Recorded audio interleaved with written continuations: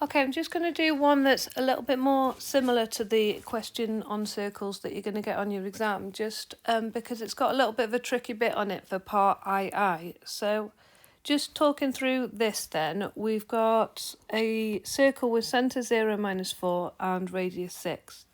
We know that the equation of a circle is x minus your x coordinate of the centre plus y minus the y coordinate of the centre is equal to the radius squared. And the centre of the circle would be AB in that case. So then if we substitute in what we've got for the centre, so we've got x minus 0 squared. Oh, so we don't need to write that in a bracket. We can just write x squared plus y, and the y coordinate is -4, so we're taking away -4. -4 is +4, and that's going to equal the radius, which is 6 squared. 6 squared is 36. So we just need to expand that out and then compare it to what they've asked us for. So x squared plus y plus 4 squared. So I'm just going to expand the bracket y plus 4 times y plus 4. So I get y squared plus 8y plus 16 is equal to 36. Now in the original equation here, it's equal to 0. So I'm just going to subtract the 36. So I get x squared plus y squared plus 8y minus, and then if I take the 36 away, I get -20. Okay. And that is in the same format. So I can say here that k would be 8 and that c would be -20.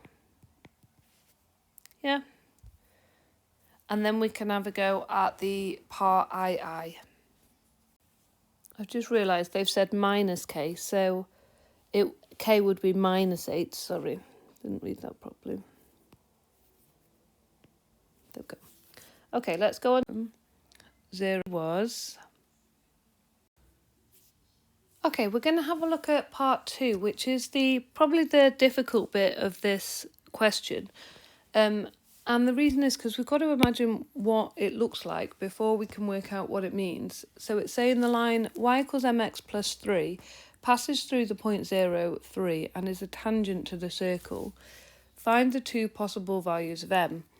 Well, if I think about a circle, if I've got a tangent, it means that it's touching the circle once. So the circle and that line, the tangent, will only meet at one point. There's one solution. So I know that at some point I'm going to have to put the circle meeting the line. Okay, so let's think the equation of the circle that we got from the last part was x squared plus y squared plus 8y minus 20 is equal to 0.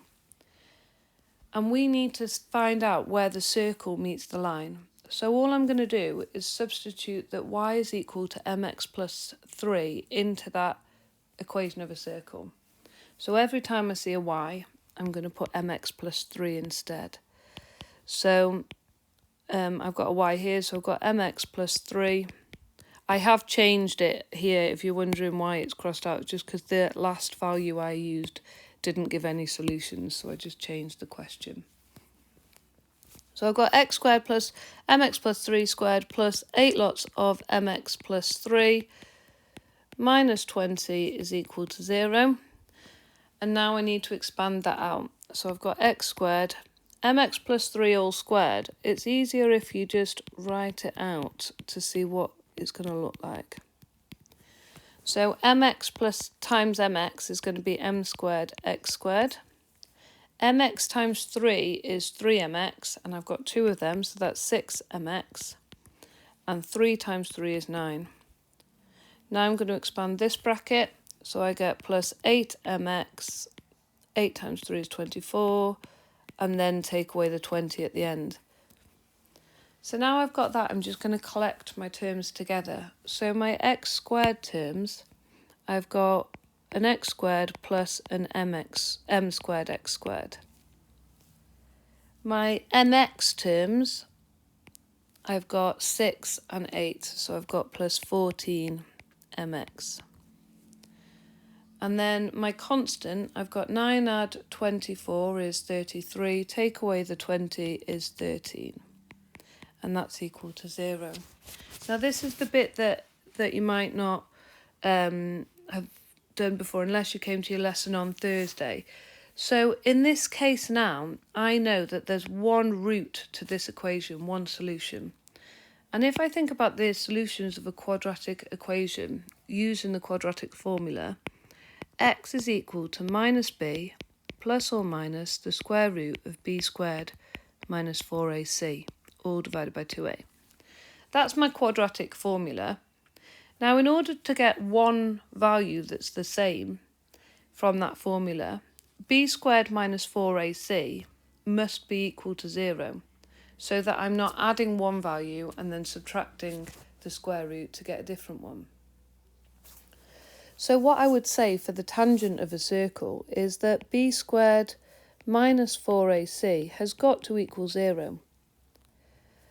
And I know from my quadratic formula that a is how many x squareds we've got, b is how many x's we've got, and c is the constant. So I can see c straight away is positive 13, b is 14m. And then when I go to find a, I've got x squared plus m squared x squared. Now that means I've got 1x squared plus m squared x squareds. That's how many x squareds I've got. And if you're not sure, you could just factorise it and say x squared is my common factor. I've got 1 plus my second term, I've got m squareds. So I've now got my values for a, b and c. I can just substitute them into my quadratic formula. B squared, so I've got 14m squared minus 4 times a, 1 plus m squared, times c, which is 13, and that's going to equal 0. Now I've put the 14m all squared in brackets to remind you that you have to square the 14 and the m. So when I square 14, I get 196 m squared minus 4 times 1 plus m squared times 13. Well, 4 times 13 is going to give me 52, and I've got 1 plus m squared. So I'll expand that bracket out. So I get 196 m squared minus 52 minus 52 m squared equals 0. And therefore 144 m squared minus 52 is equal to 0.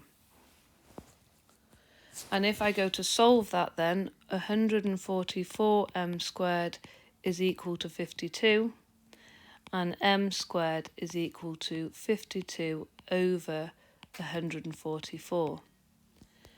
Which means my two values for m would be the square root of 52 over 144, the negative and the positive. So I could just write as my solution, I'll do it over here because I've got no space, m is equal to the square root of 52 over 144, the positive version and the negative version. And that would be my two values. Okay, so in this question, all you've got to remember is you're going to substitute the mx plus whatever they're giving you here is equal to the equation of your circle. So you're going to substitute mx plus 3 into your equation of the circle. So you get this, expand it all out, okay, simplify it here. Once you've simplified it, write b squared minus 4ac is equal to 0, and then find your values for a, b and c and just substitute them into there. From that you'd be able to solve it. Okay, check off the minus. They gave us the point p. They should have said that this is p. So p is 0, 3. Right, the last part of this question then is asking for you to find the lengths of the two tangents that meet the circle at points A and B. So let's have a look at our circle.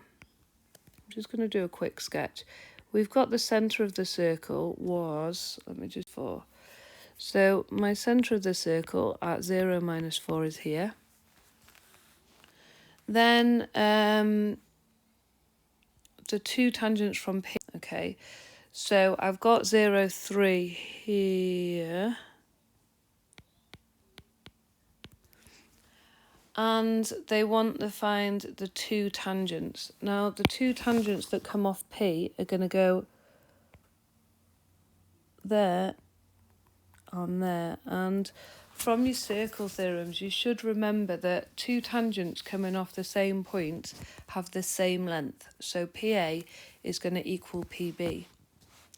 And also from circle theorems, I know that my radius meets a tangent at 90 degrees.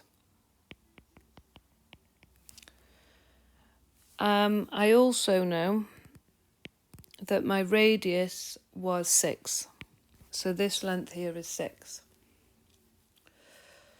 So if I wanted to find the lengths PA and PB, it's quite nice because I've got a right angled triangle, and I also know that the distance between these 2 lengths, because they're both on x equals 0, it's just the difference in height. It's gone from -4 to 3, so the difference here is 7.